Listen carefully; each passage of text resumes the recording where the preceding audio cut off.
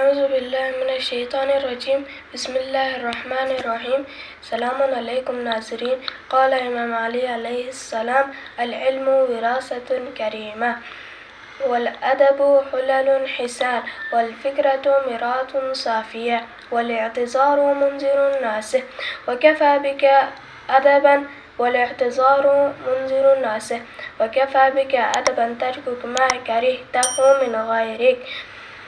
امام علی فرماتے ہیں علم ایک بیش قیمت اور اچھی میراث ہے، ادب بہترین زیور ہے، غور و فکر کرنا صاف آئینہ ہے، معذرت خواہی ایک ڈرانے والا ناصح ہے۔ تمہارے باادب ہونے کے لیے بس یہی کافی ہے کہ جسے تم دوسروں کے لیے ناپسند کرتے ہو تم بھی اسے ترک کر دو۔